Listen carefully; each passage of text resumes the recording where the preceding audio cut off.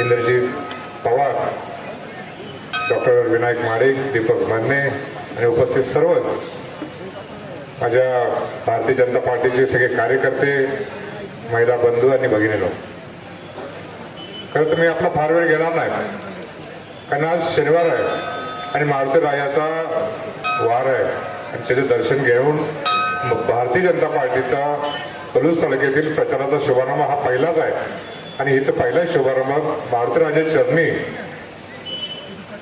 आम्ही नमस्कार अर्पण करून तिथे नारळ फोडला. खरं म्हणत ही एक शुभ संकेत आहे, कारण भारतीय जनता पार्टीचं आज बघितलं तर सगळ्या महाराष्ट्रात बोलबाला आहे.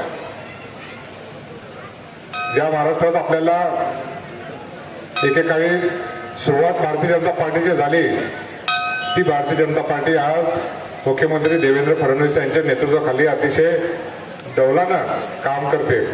मग त्या नगरपालिका असू देत, महानगरपालिका असू देत किंवा येणाऱ्या आता चालू झालेल्या जिल्हा परिषदा असू देत, काय एवढा प्रतिसाद मिळतोय हे सुद्धा आपल्याला बघणं गरजेचं आहे.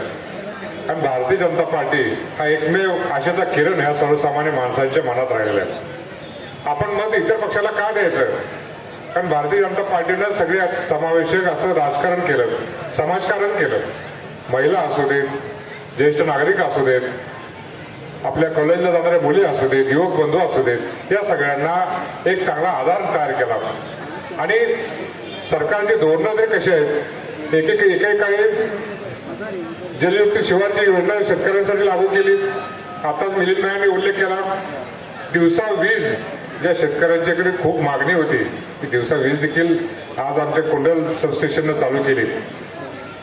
अशा एक ना अनेक योजना, मग त्या वर्ग 2चं वर्ग 1 करण्यासाठी योजना असेल, बावनकुळे साहेबांनी अतिशय दिलासादायक योजना चालू केल्या. त्यात बऱ्याचशा शेतकऱ्यांची अडचण दूर झाली. मग या सगळ्या योजना चालू असताना आपण दुसऱ्या पार्टीकडे का म्हणून जायचं? हा सगळ्या सर्वसामान्य शेतकऱ्यांना, कष्टकऱ्यांना, नागरिकांना पडलेला प्रश्न होता.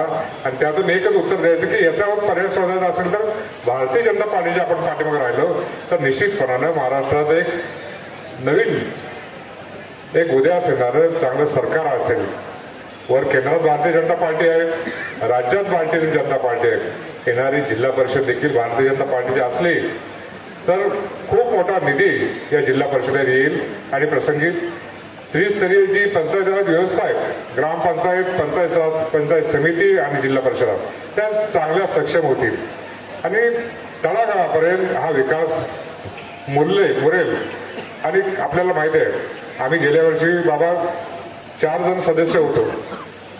आम्ही होतो, अश्विनी वहिनी होत्या, नितीन बाबा होतो, सुरेंद्र भैया होतो. ही तरुण सदस्य तुम्ही सगळ्यांनी आम्हाला जिल्हा परिषद पाठिंब्यामुळे जिल्हा परिषदेची अतिशय चांगली कामं या मतदारसंघात झाली, हे कोणी विसरणार नाही. तळागाळापर्यंत आम्ही पोहोचलो. हा विकास लोकांच्या पर्यंत कसा पोहोचेल हे आम्ही बघितलं आणि लोक देखील आम्हाला साथ देत होती. कोट्यावधी रुपयाची कामं जिल्हा परिषदेच्या काळात झाली.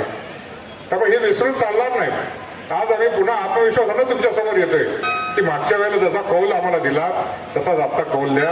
ह्याच्यापेक्षा आणखी दुपटीनं तिपटीनं विकास करून दाखवू. सर्वांना बरोबर घेऊन, आबाल वृद्धांना, शेतकऱ्यांना, कष्टकऱ्यांना, महिलांना सगळ्यांना बरोबर घेऊन विकास काय असतो, पलूस तालुक्यातलं मागं पडलेलं विकासाचं गाडं हे आपण पुढे नेण्याची व्यवस्था या जिल्हा परिषद आणि पंचायत समितीच्या निमित्तानं करू. निश्चितपणानं आपले चांगले उमेदवार दिलेले आहेत. अश्विनी वहिनी आहेत, आपल्या मगरताई आहेत, तसेच दीपक मोहिते आहेत. या दीपक मोहिनीकर सगळ्यांनी या योजना अनुभवी आहेत आणि योजना कशा तळागाळापर्यंत पोहोचवायच्या याचा एक चांगलं नॉलेज आहे. निश्चितपणानं तुम्ही डोळे दाखवून आमच्या पाठीमागे उभं राहा. खऱ्या अर्थानं सर्वांगीण विकास त्या पोलीस तालुक्याचा निश्चितपणानं होईल. आणि भारतीय जनता पार्टीमध्ये जसं मागच्या वेळेला तुम्ही साथ दिली तसं पुढच्या या वेळेला देखील साथ करा. आपापसातील मध्येच बाजूला जरा माहिती आपल्याला जरा या गावामध्ये नाराजी होती, कारण प्रत्येकाला वाटणं साहजिकच आहे. भारतीय जनता पार्टीकडे ओढाच एवढा लोकांचा आहे, प्रत्येकाला आपल्याला तिकीट मिळेल असं वाटतं. पण पार्टीनं सर्वे बघूनच तिकीट दिलं. पण थोडी नागाराजी आपण कमी करूया. निश्चितपणाने एकदा निर्णय घेतला की आपण कामाला लागूया. येणाऱ्या प्रत्येक संधी आमच्या डोक्यात आहे की प्रत्येक संधी आपल्या युवकांपर्यंत पोहोचेल आणि युवकांना कसं बाहेर काढायचं, युवकांना कसं संधी द्यायचं, तेच आमच्या डोक्यात आहे. निश्चितपणानं थोड्या दिवसातच हे नाराजी दूर होईल अशी अपेक्षा व्यक्त करतो आणि दुदंडी मतदारसंघ पुन्हा एकदा भारतीय जनता पार्टीच्या ताब्यात बहुसंख्येने कसा येईल याचीच व्यवस्था आपण सगळ्यांनी करावी. खूप मोठ्या प्रमाणात आपण मोठ्या संख्येनं या प्रचार शुभारंभाला आपण उपस्थित राहिला. आपल्याला सगळ्या नागरिकांना, कार्यकर्त्यांना मनापासून धन्यवाद देऊन माझं भाषण संपवतो. जय हिंद, जय महाराष्ट्र. प्रचाराच्या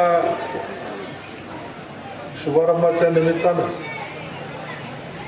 या ठिकाणी उपस्थित असणारे ज्यांनी आपल्याला आता मार्गदर्शन केलं ते आदरणीय क्रांती कारखान्याचे चेअरमन शरद भाऊ, कामगार नेते माजी जिल्हा परिषद सदस्य आदरणीय शिवाजी नाना मगर पाटील, तालुक्याचे भाजपचे अध्यक्ष मिलिंद भाई पाटील, ॲडव्होकेट सूर्यजित चव्हाण,